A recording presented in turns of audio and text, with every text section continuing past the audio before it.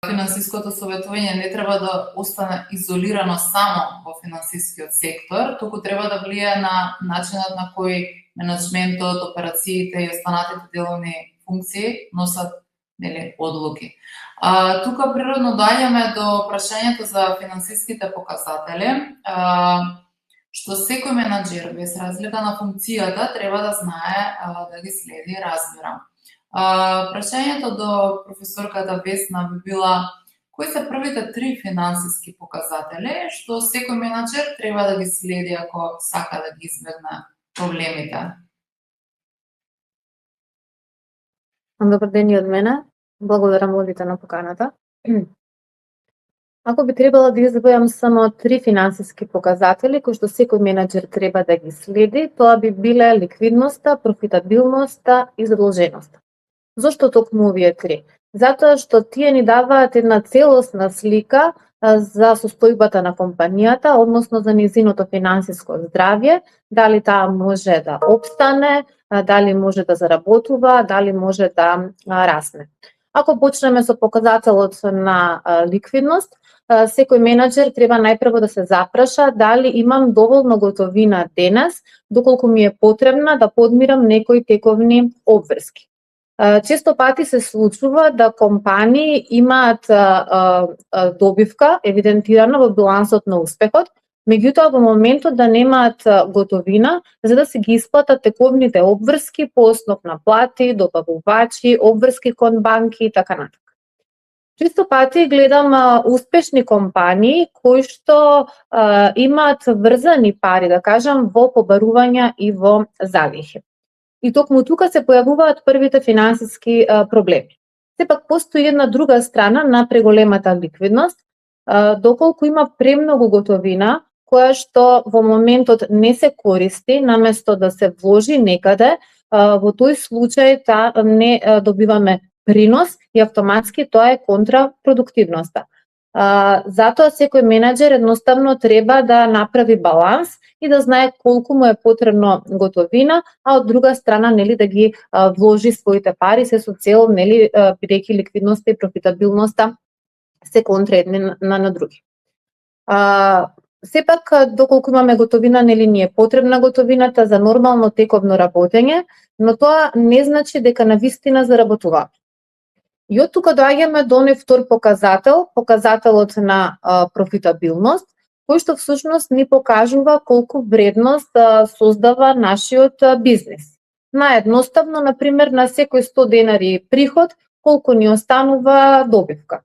Доколку малку ни останува, значи маржите се ниски и проблемот може да биде или во прениски продажни цени или пак во превисоки трошоци.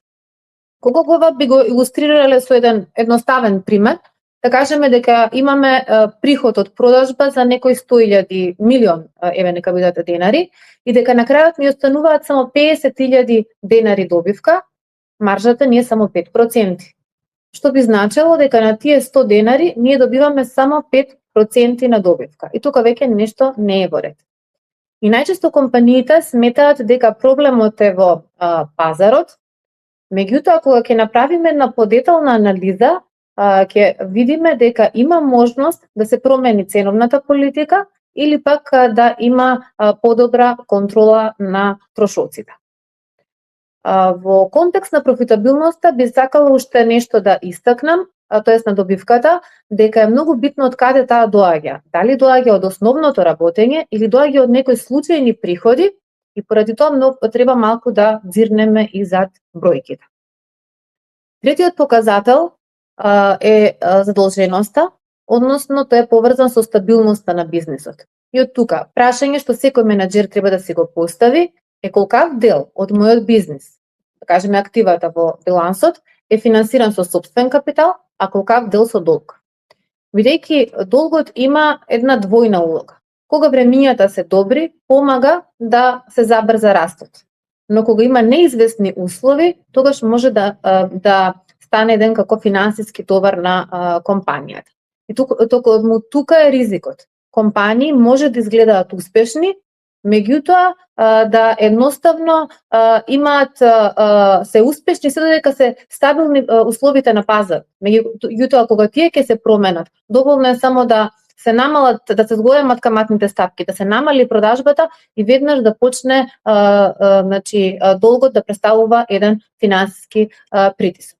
И така кога ги сумираме сите овие работи, ќе дојдеме до една, да кажам, поголема слика за работењето на компанијата. Значи ликвидноста ќе ни покаже дали има доволно готовина за да се покријат тековните обврски, дали доволно заработуваме и дали растеме или пак превземаме преголеми ризици. Најчесто е проблем што компаниите или не ги анализираат овие показатели, или ги анализираат одделно, меѓутоа целосна слика се добива само кога тие ќе се поврзат, затоа што и финансиските извечтаи функционираат како еден систем. И затоа тука помага финансискиот консултант преку финансиската анализа да може да ја разбереме целосната слика на компанијата, се со цел да може таа да донесе подобри финансиски, односно деловни одлуки. Што навистина значи кога компанијата има добивка, а сепак нема доволно готовина? Ова е многу честа ситуација во пракса, да компанија има добивка, а да нема доволно готовина. И од тука треба да истакнеме дека добивката не е иста со готовината. Кога правиме продажба, ги евидентираме приходите од продажба во моментот кога издаваме фактурата. Меѓутоа тоа не значи дека компанијата веднаш ги има средствата. Таа реално ги има тогаш кога клиентот ќе плати. И што може значи да се случи, еден едноставен пример ако земеме. Сме направиле продажба, да кажеме од некои 100.000 денари, по вадењето на трошоците ни останала добивка и на хартија се изгледа успешно. Меѓутоа клиентот плаќа за некои 60 до 90 ден. И тоа во моментот е во ред. Се додека компанијата нема обврски тековни кои што не може да чекаат и во моментот треба да ги исплати, како што кажав, дали се плати, дали се обврски кон добавувачи, обврски кон банки и така натаму. Значи тогаш доаѓа до еден јас помеѓу добивката и готовината. Покрај во побарувања може да биде врзана добивката и во залих. Да кажеме компанијата вложила, купила производи, меѓутоа се уште не ги продала. Што значи дека таа едноставно и се тие средства врзани и не се достапни. Наједноставно кажано, ако побарувањата растат, тоа значи дека ние сме продале, а не сме наплатили. Ако залихите растат, тогаш значи дека сме вложиле пари, а се уште не сме ги вратиле. И токму тука се губи готовината. Во однос на готовината, како и кај добивката, е многу битно од каде таа потекнува, дали потекнува од основната дејност, за која што компанијата нели е основана, или пак доаѓаат средствата, готовината од тоа што е направена некоја позајмица, земене кредит, или е направена продажба, да кажеме, на постојани средства. Значи, добивката покажува колку е успешен бизнесот, а ликвидноста, тоест готовината, покажува дали може да се исплатат навремено тековните обврски. И токму затоа се случува да компании се некои многу успешни, но од друга страна да имаат сериозни проблеми со ликвидноста. Прашање што многу често се јавува во бизнес средината, дали ни треба консултант или може ме сами. Одговорот е двете се можни, само зависи од ситуацијата. Доколку станува збор за мала компанија која што работи во сигурна, да кажам, средина, во тој случај можат и самите со следење на бројките, со контрола на трошоците, на готовината. Меѓутоа, кога компанијата веќе сака да расте, носи значајни одлуки, како инвестиции, сака да се кредитира, превземања и така натака, кога има добивка, она што го зборувавме, а нема готовина, кога нема целосна слика и представа за целокупната нејзина финансиска состојба, веќе тука треба надворешна помош. И сега проблемот е не тоа што самите во компанијата менеджери немаат податоци, тие имаат, ете тука е сметководството, меѓутоа често пати не ги користат на правилен начин. И тука е финансискиот консултант не само да ги чита бројките, туку и да помага да се донесат правилни деловни одлуки. Ако компанијата не користи консултант, во тој случај е многу важно менаџерите да ги разбираат овие показатели и да ги користат во своето работење кога носат одлуки.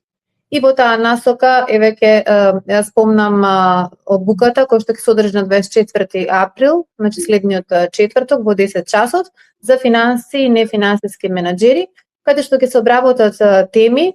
На оваа тема ќе се зборува на едноставен и на еден практичен начин.